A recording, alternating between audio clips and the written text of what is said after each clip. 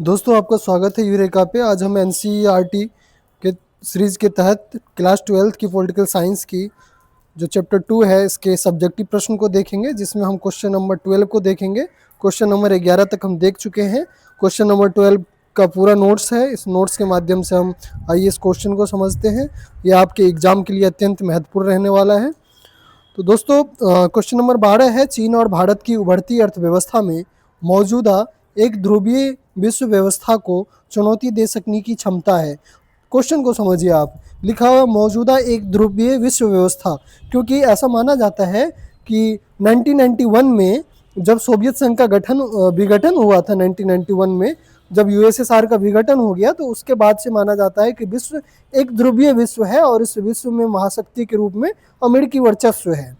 तो क्वेश्चन कह रहा है कि चीन और भारत की उभरती अर्थव्यवस्था में मौजूदा एक ध्रुवीय विश्व व्यवस्था को चुनौती दे सकने की क्षमता है। क्या आप इस कथन से सहमत हैं? अपने तर्क से अपने विचार को पुष्ट करें। यानी आप जो तर्क देंगे, अपने विचार जो है आपके, उसको अपने तर्क के अनुसार आपको साबित करना है कि मौजूदा जो एक ध्रुवीय विश्व व्यवस्था है, इसको चुनौती देने में चीन और भारत की उभरती हुई अर्थव्यवस्था जो है वो सक्षम है। तो दोस्तों इसका जो आंसर है वो इस प्रकार से आप लिख सकते हैं एग्जाम में कि भारत और चीन की आर्थिक और जो सामरिक प्रगति निश्चित रूप से वर्तमान वैश्विक व्यवस्था के स्वरूप को बदल रही है, क्योंकि दोनों ही देश जो है प्रगतिशील देश है, विकासशील देश है, और इन दोनों ही देश की जो अर्थव्यवस्था है दिन प्रतिदिन मजबूत होती जा रही है। हाँ, मैं इस कथन से सहमत हूँ कि चीन और भारत की उभरती अर्थव्यवस्थाओं में मौजूदा एक ध्रुवीय विश्व व्यवस्था को चुनौती देने की पूरी क्षमता है। सोवियत संघ के पतन के बाद विश्व में अमेरिका का वर्चस्व स्थापित हुआ था, जिसे एक ध्रुवीय विश्व कहा गया। लेकिन वर्तमान परिदृश्य में निम्नलिखित तर्क इस बात की पुष्टि करते हैं कि हम एक ध्रुवीय विश्व की ओर बढ़ रहे हैं, हम बहुध्रुवीय विश्व की ओर बढ़ रहे हैं, मल्टीपोलर वर्ल्ड की ओर हम बढ़ रहे हैं, क्योंकि बहुत सारे ऐसे रीजनल ऑर्गेनाइजेशन है जो इकोनॉमिक एंड स्ट्रेटेजिक रूप से बहुत ही ज़्यादा प्रभावशाली हो रही है। साथ ही साथ जो इकोनॉमिक रूप से अगर आप देखें तो चीन हो गया, जापान हो गया, भारत हो गया, ये भी प्रबल दावेदार हो रहा है और विश्व की बड़ी अर्थव्यवस्थाओं में शुमार है। तो इस प्रकार से अमेरिका की जो एक ध्रुवीय विश्व व्यवस्था है, इसको कहीं न कहीं इसके अर्थव्यवस्था को इन देशों से चुनौती मिल रही है। तो इसलिए कहा जा रहा है कि वर्तमान समय में अब जो है विश्व बहुध्रुवीय विश्व की ओर बढ़ रहा है। अब अगर हम चीन के उदय की हम बात करें तो आर्थिक महाशक्ति के रूप में पहले देखेंगे, और फिर उसके बाद में व्यापारिक प्रभुत्व की बात करेंगे, और फिर इसके सैन्य आधुनिकीकरण की हम बात करेंगे जो इसकी वर्चस्व को दर्शाता है। आर्थिक महाशक्ति की अगर हम बात करें तो चीन वर्तमान में दुनिया की दूसरे सबसे बड़ी अर्थव्यवस्था है अमेरिका के बाद में। विशेषज्ञों का मानना है कि 2040 तक यह आर्थिक रूप से अमेरिका को भी पीछे छोड़ सकता है। अब अगर हम व्यापारिक प्रभुत्व की बात करें तो चीन को दुनिया का कारखाना कहा जाता है, यानी कि मैन्युफैक्चरिंग हब कहा जाता है।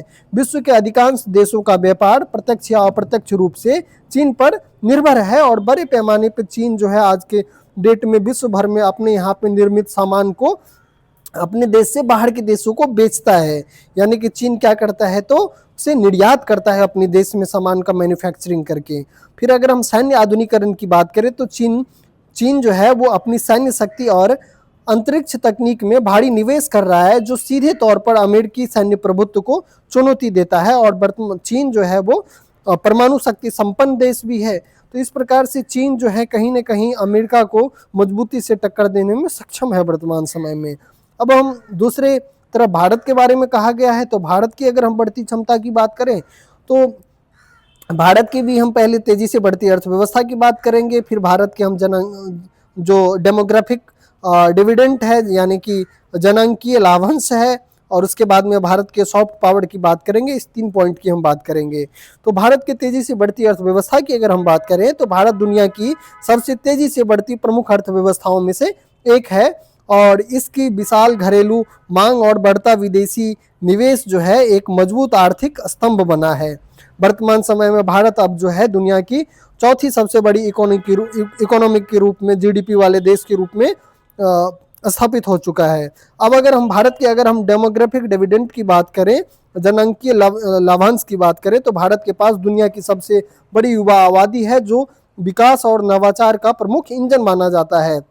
अगर सॉफ्ट पावर की बात की जाए तो भारत की लोकतांत्रिक छवि, भारत एक सबसे बड़ी लोकतांत्रिक देश है, शांतिपूर्ण विदेश नीति है भारत के पास में, गुटनिरपेक्षता के पे आधारित विदेश नीति है भारत की, और सांस्कृतिक प्रभाव जैसे कि योग और बॉलीवुड से इसे वैश्विक स्तर पर एक नैतिक शक्ति के रूप में स्थापित करते हैं। दोस्तों यहाँ पे सॉफ्ट पावर की इसीलिए चर्चा की गई है क्योंकि अमेरिका यदि महाशक्ति है तो उसको महाशक्ति बनाने में अमेरिकी जो सॉफ्ट पावर है उसका भी बहुत महत्वपूर्ण योगदान माना जाता है, जिसमें कि कल्चरल हेगेमनी बहुत इफेक्टिव चीज़ें मानी जाती है। इसीलिए यहाँ पे सॉफ्ट पावर की चर्चा की गई है, भारत के सॉफ्ट पावर की बात कही गई है।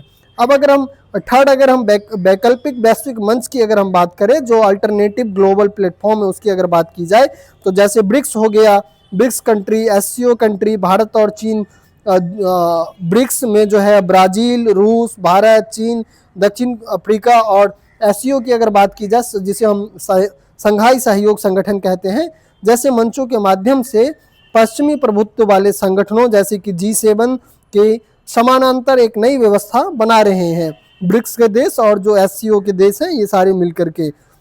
वर्तमान समय में ऐसी भी चर्चा हो रही थी कि ब्रिक्स के देश मिलकर के अपनी एक करेंसी लॉन्च करने वाली है, जो कि जो अमेरिका का जो डॉलर व्यवस्था है इसको कड़ी चुनौती देने वाला है। अब अगर ग्लोबल साउथ के नेतृत्व की बात की जाए तो भारत विशेष रूप से ग्लोबल साउथ जो विकासशील देश की आवाज़ बनकर उभर रहा है, जो वैश्विक निर्णय प्रक्रिया में संतुलन लाता है। और कुछ सीमा और चुनौती की अगर बात की जाए, यानी कि इन दोनों देश के द्वारा, यानी भारत और चीन के द्वारा जो अमेरिकी जो एक ध्रुवीय वैश्विक व्यवस्था है इसको अगर चुनौती देने में जो कुछ सीमाएं और चुनौतियां जो है अगर इसकी बात की जाए तो ये इस प्रकार से है कि यद्यपि दोनों देश में क्षमता है, यानी भारत और चीन में क्षमता है, लेकिन कुछ बाधाएं भी है। अमेरिकी तकनीक की बढ़त है, पहली बाधा यह है कि तकनीक और परमाणु क्षमता में अमेरिका अभी भी बहुत आगे है। दूसरी चीज़ यह है कि आपसी मतभेद है, भारत और चीन के बीच सीमा विवाद और प्रतिस्पर्धा कभी कभी उनके संयुक्त प्रयासों में बाधा डालती है। और तीसरी चीज़ें जो है ये आंतरिक समस्याओं की है, जैसे कि भारत में गरीबी, बेरोजगारी, पर्यावरण संबंधी चुनौतियाँ दोनों देशों के विकास की गति को प्रभावित कर सकती है। इसके बाद में दोस्तों इस प्रश्न के निष्कर्ष को अगर हम देखें तो यह इस प्रकार से है, यह स्पष्ट है कि विश्व अब केवल एक शक्ति केंद्र के इर्द गिर्द नहीं घूमता है। चीन की विनिर्माण शक्ति और भारत की सेवा क्षेत्र एक कूटनीतिक कुशलता में ने मिलकर एक ऐसी स्थिति पैदा की है जहां अमेरिका का एक तरफा प्रभाव कम हो रहा है और विश्व एक संतुलित बहुध्रुवीय व्यवस्था की ओर अग्रसर है। दोस्तों मुझे उम्मीद है कि आपको ये प्रश्न पसंद आया होगा, और आपको ये प्रश्न अगर पसंद आया हो तो ज़रूर चैनल को सब्सक्राइब करें और वीडियो को ज़रूर दोस्तों के साथ शेयर करें। धन्यवाद।